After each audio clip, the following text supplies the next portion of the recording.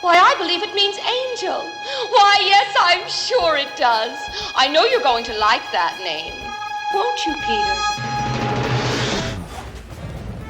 Fury, now or never.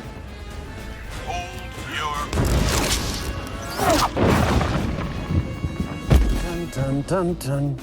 Finally, a superhero team I can actually get behind.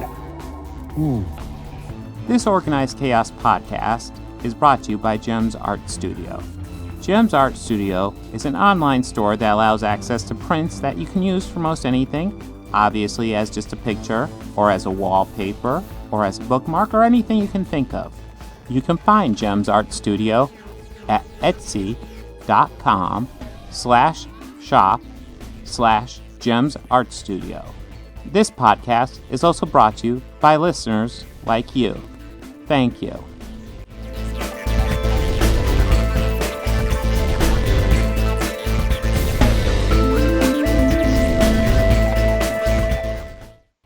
So, I heard there was a new episode of What If last week. Ooh. Was there? I don't know. I will be right back. I'm going to get some water. Ooh. Okay. Well, there was a new episode of What If this week. You can lead them in. I will follow after. Ooh, okay. So, What If is actually, I thought, pretty cool this week. And it's just going to autoplay on me, so we are going to get a claim on here. That is for sure. Ooh. Give me just a moment. I'll get this set up. But this is perhaps. I do feel like this series is finding its footing. But let's get into the story. Because the story is essentially we are following the heroes. Our main character is probably Nick Fury. It probably varies throughout. But we are treated to the very beginning of Iron Man 2, where they're given Tony Stark the dose of the medicine he needs, if you remember that movie. And Tony Stank. Oh, and the dose that Black Widow gives him kills him. And this causes S.H.I.E.L.D. to arrest her for killing Tony Stark. And she's, of course, pleading her innocence. Nick Fury believes her. And then we cut pretty quickly to Thor. And Thor is going to S.H.I.E.L.D. headquarters to get his hammer. Hawkeye's got his bow and arrow. He's going to shoot Thor. But he's like, I'm waiting for your word. And the word isn't given. And then he accidentally releases the arrow. And he kills Thor. And that's set up perfectly right there. That was. Damn it, Mark. I told you to stand down. And he's saying... Wasn't me. Yeah, he's saying it wasn't him. And he killed Thor. But it wasn't him. And then, they arrest him now. And at some point, Natasha breaks out. I don't know if it's before or after. But we also find that Clint is dead in his cell. Someone killed him in his cell. Yeah. So 3 Avengers down. Pretty much very quickly. And in quick succession with one another. But Natasha goes out investigating. She talks to Betty Ross and Bruce Banner. Bruce Banner. Shot. Oh yeah, that was cool with the Watcher in the background. Yeah. That was cool. And I shouldn't put together clips for this. Of course, Loki comes to Earth because Thor is dead. And then I think this is after Hulk goes boom. Because when we were watching it, we're like, well, you can't really kill Hulk, and they even mentioned it, he's unkillable. But yet, hey, I just realized it. What? It said Stan Lee's, like Stanley, the full name. Nice. The pizza place, Stan Lee's Pizza Parlor. Oh shit! Yeah, nice. That is a nice touch. But yeah, Hulk's dead, and then so Natasha's off investigating. She gives Nick Fury the message of, oh my god, it's hope, it's all about hope. And then she's killed. And then Nick Fury goes to Hope Van Dyne's grave. And he meets up with Hank Pym, who we find out has been killing the Avengers. Oh. The only one with access to shield and fun. Yeah, Hulk had the worst one, man. Yeah. And what of Thor, Prince of Asgard? Goldilocks? You would have recruited him in a And the heartbeat. biggest surprise for me was Michael Douglas. Yeah, it's Michael Douglas as the voice. There's lots of there's more recasting here than I thought. I want to say it might be 50-50 overall. But I was actually kind of surprised they got Michael Douglas to do this role. And I was happy. So what ends up happening is Hope Van Dyne, his daughter, joins S.H.I.E.L.D. She dies. He goes nuts from that. And then he starts, tearing away at Nick's plan at the Avengers. So he targets the Avengers initiative. Thor was just kind of a bonus they walked into. And this is actually what I was wanting them to do when they started doing What If. I feel like every episode they're pushing that boundary and they're getting closer and closer to the series I want to get. This is absolutely I thought that right when I was watching. I go Bob must be so fucking happy. Yeah, we're getting there. This is just chaos. This is an alternate world where shit gets crazy because Loki conquers this. Yeah, he conquers the world at the end of this one. He does. Yeah, and I loved it. Yes, the big twist at the end being that they reveal that Nick Fury, I almost said Nick Cage. Nick Fury does have the pager for Captain Marvel. He calls Captain Marvel, and then he goes to Captain America's shield. And he goes to Cap where he's frozen, and then we see Captain Marvel, and that one I was just oh god damn it, you're gonna end it there. Yeah, Welcome back, Captain. I want to see how that goes on. I know. Well, so where's the fight? I almost want almost all these episodes. I will say part of my issue is they end, and I kind of want the sequel. Yeah, I kind of want a sequel to this one. I'm not gonna lie, because I think Carol Danvers and Steve Rogers would. They'd work very well with each other. I think the issue would be I don't know I guess Steve could do crowd control because we already know he wouldn't really help much with the fight directly against Loki. That being said, Captain Marvel would kick the crap out of Loki. Shit out of him. There'd be no question. No. I mean, we would just look at him, Loki versus the Hulk, and just go, meh. Yeah. So this is what they need to do. Is this the perfect example? I'd like to see them do more crazy stuff, but we are well on the way. I am happy. Oh yeah, this was out of the park. Yeah, a new take. They rolled the dice with this one and knocked it out of the fucking park. Yeah. I wish I had gotten a copy of the meme for right now, but there was a great meme I saw. It was the beginning of the new Suicide Squad, where Amanda Waller's walking Bloodsport around, except instead of Bloodsport, it's Loki, Thanos, and Ultron. She's walking them around, and then she walks up to Peacemaker, except Peacemaker is now Michael Douglas Ant-Man, and it's just saying, he does what you guys do, but better. Yeah. It's he fucking murdered you. You can go up there and be I will fight you and defeat you like all those other guys do, but, Ant-Man just comes through and sneaks through and kills him quite, I don't know if I want to say easily, but he does it quite efficiently, at least. Yeah, I mean, when he kind of, at the end where he kind of told us, where he pulled the curtain back and told us how he did it all. Yeah. Yeah, I think the most interesting was definitely Hawkeye, or Thor, rather. Yeah.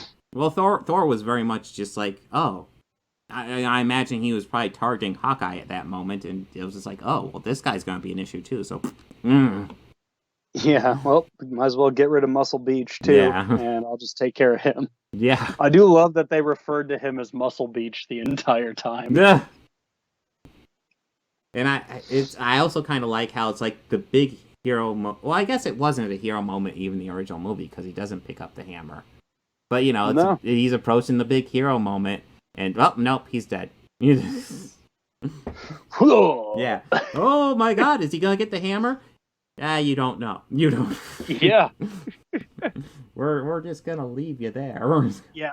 this is awesome because they definitely took a chance with this one. Mm-hmm. Like, I knocked it out of the park, and yeah, from that first one when Iron Man fell over dead, I was just, wait, what? And I don't recall, but it's not Robert Downey Jr., but I recall the voice being totally decent. No. I remember almost thinking it was Downey. I mean, it was a good enough impersonator. Yeah. Just how they got for the first episode of that one that sounded enough like Cap. Mm-hmm. Okay. I mean, it wasn't Chris Evans, but it sounded enough like him. No. See, I remember you do That's, of course, everything Samuel yourself. Jackson. How's it working out for you? I've been worse. You become a problem. Yeah, that's pretty fucking good. Yeah. And I'm really digging the animation style. Yeah, too. It's really growing on me. Obviously, it would be cool to bring him in for live action, but this is obviously easier, and it also gives them a lot more freedom because they can jump around in time quite easily with this method. No problem. And I mean, I guess this is just like the nostalgia in me. I mean, I would really like it if it was like that same side of animation style from Batman the Animated Series. Ooh, yeah. I just think like when they were doing comic book like cartoons to that model and everything, because well, I mean, Marvel kind of did their own thing with it, but they still fit that same like a similar frame to how both of them looked. Like I'm comparing Spider-Man and Batman, which both of those series were on around the same time. This series would easily have to be probably the best Marvel produced animation in 10 years. That being said, that's kind of a low bar if you've seen some of their animated movies. Some they of their are animated very hit and miss. And shows, yeah, they're hit or miss, or I feel that they're too targeted to kids. Now, maybe because comic books originally were designed to sell to children. Yeah. Yes. There is a middle ground to go for, though. There definitely is middle ground for that. Now, I feel when it comes to animation in the comic world, DC has been paving the way for the longest time, and they're like undisputed. Marvel, they're a little bit behind the eight ball, but they're still on point. Like they did a couple of Ultimate Avengers Ultimate Avengers movies like 15 years ago. Put my thought all together. Those ones kind of sucked.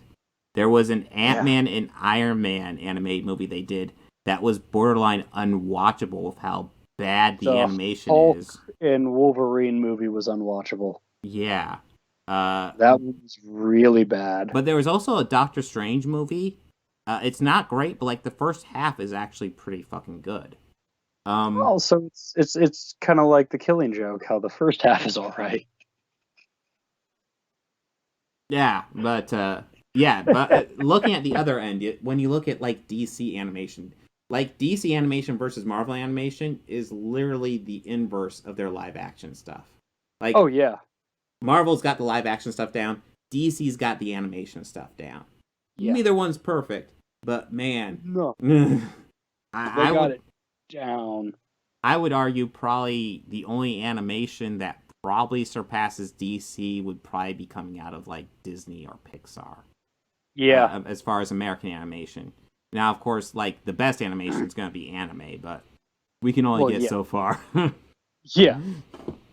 We can only dive so far into that rabbit hole. But yeah. But all that being said, What If is actually a great step forward in their animation department. That's pretty much my main point. It looks really good. It's not the best I've ever seen, but it's pretty fucking good. Let's see. I don't know if I have any final thoughts other than I thought this was really good. Do you have any final thoughts, Bobby? Yes. I'm going to interrupt you while you're drinking. Oh, Hail Hydra. No, this was great. They didn't do the swapping one character for another, which I was kind of worried that it might do. I'm noticing a very similar trend with these Marvel series. I've noticed that the first two episodes of each of these have kind of had very similar feels and tone, as in like the first two will almost kind of mirror each other. Yeah. In a way, sort of. And then they really start diving into the real good stuff after that. Mm-hmm. WandaVision, Winter Soldier, and Cap and Loki all did the same thing. Yeah.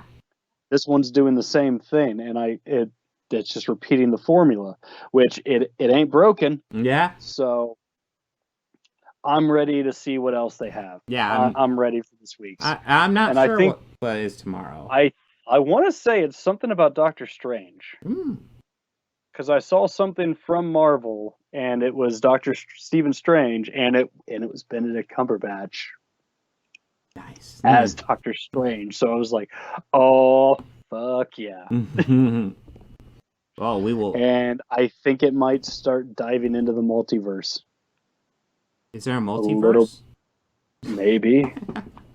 I feel like this whole series is just that stealth. I feel it is. I feel it is like kind of diving into it and showing all these different timelines. Yeah. Hey, we introduced a multiverse. We'll show you a couple. We're not going to spend serious time with it, but here's a couple of tastes. We're gonna have some fun. Yeah. Great step in the right direction.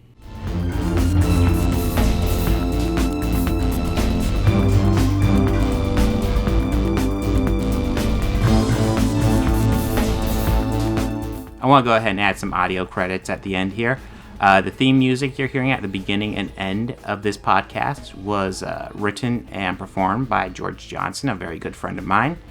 And my current Patreons are Fel Martins, David Lara, and Lindsay Pankhurst. If you'd like to become a patron, go ahead and follow the link down below. Anything you can provide would be incredibly helpful to this channel. We're barely limping by right now. I'd love to make this my full-time job. I'm miles away from that right now. So any help you could provide, just $1 a month would be amazing. You know you want to. All your friends are doing it.